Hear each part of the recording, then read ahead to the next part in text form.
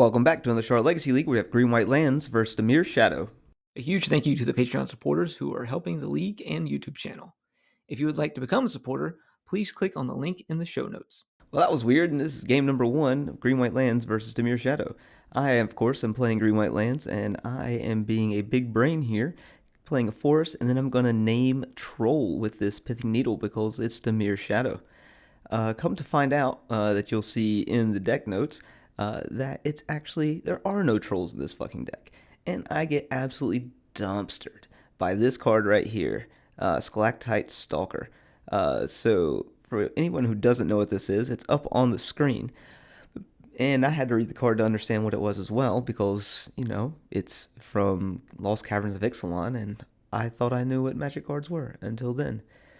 But essentially, anytime some shit goes to the graveyard on his side of the board, he gets to put a 1/1 counter on it. So that's pretty fucking good.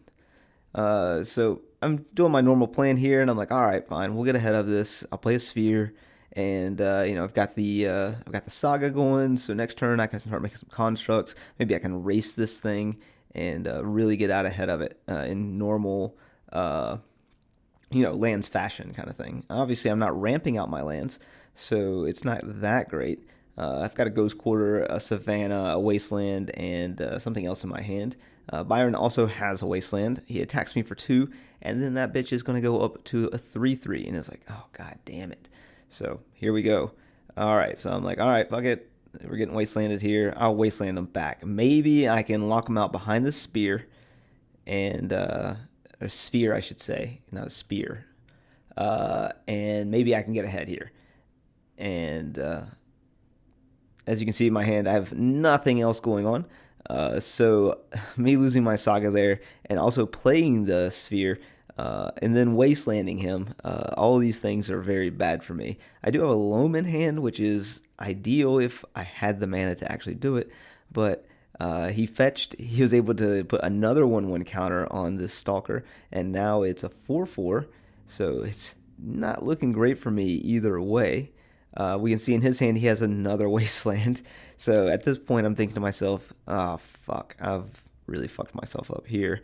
Because he's Wastelanded 2 of my lands, I've Wastelanded 1 of his lands, and his deck runs on much lower resources than mine do. He also has a creature that benefits every single time something goes to his graveyard. So just absolutely getting trounced here. And that Stalker is now a 5/5. Will be a 6/6 once he fetches again. So he swings in for 5, puts me down to 6, and then he can fetch here, and that makes it a 6/6, and then I'm dead next turn if I literally can't do anything else, which I can't do because I don't have shit going on, which is pretty... I think I did this to myself in this game 1 by being a little overconfident against the Shadow deck and thinking that, I know it's going to be best kind of thing. He reanimates a Street Wraith here, which is just even more like a kick in the nuts, and I don't draw anything worth doing anything. Like, I guess I could have crop rotated for something, but meh. If you've been enjoying our content, please be sure to like, subscribe, and leave a comment below.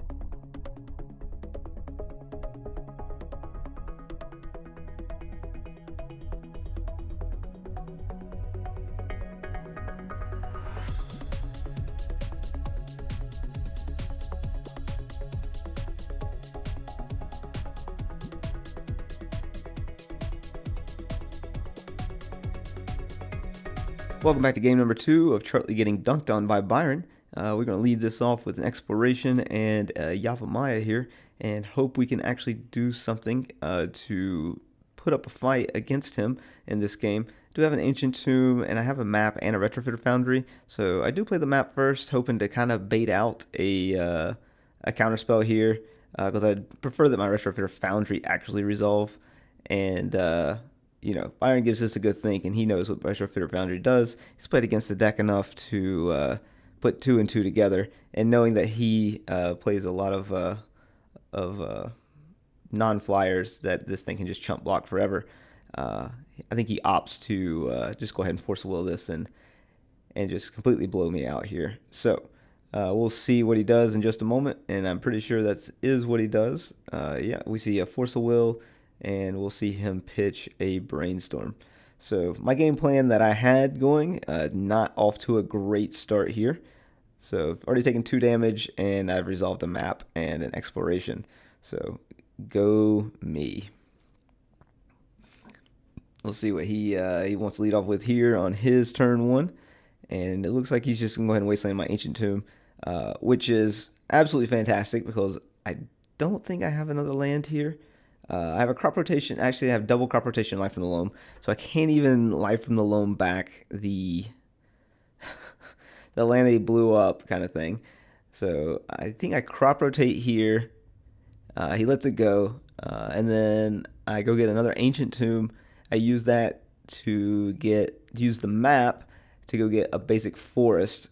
And I think my thought process here was next turn I can loam and I'll get my 2 lands back, and then I can also crop rotate, go get a Saga and get Saga online. And I think that's my thought process here in this game. So he plays an Ancient Tomb and leads off with a Reanimate on a Street Wraith, which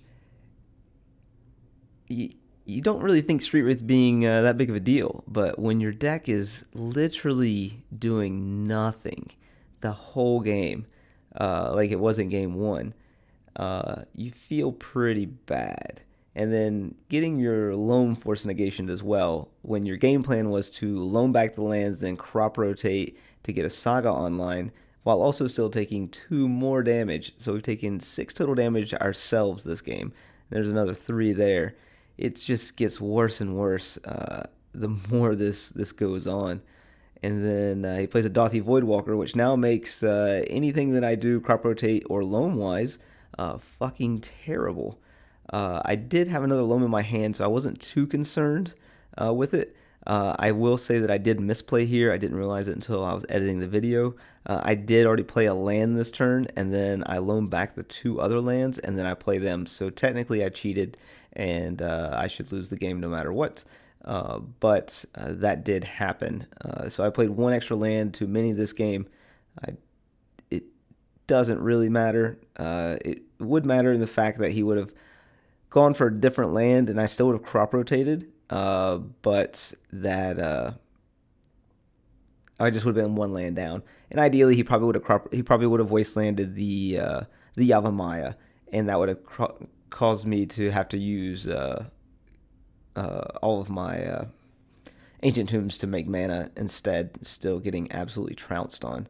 So I'm thinking to myself here that I've got the Saga that I can make a construct with. I do rip a Maze of Ith here, so I'm like, all right, well, we can maybe stabilize this game because I can maze the Dothy, and then I can block the Street Wraith, and then next turn I can make another construct, get a Spear. Still, it'd only be a 3/3, and I can only gain 3 life. But as you can see, he draws his 3rd Wasteland of the game. Without casting a Brainstorm or a Ponder or anything along those lines. He also is now swinging for lethal, and I'm like, all right, cool. I'll make a construct. I can at least survive 1 more turn, and then I can try and work it out from there. And then he shows me a dress down and absolutely dunks on me. Thanks for watching. We'll see you next time. If you've been enjoying our content, please be sure to like, subscribe, and leave a comment below.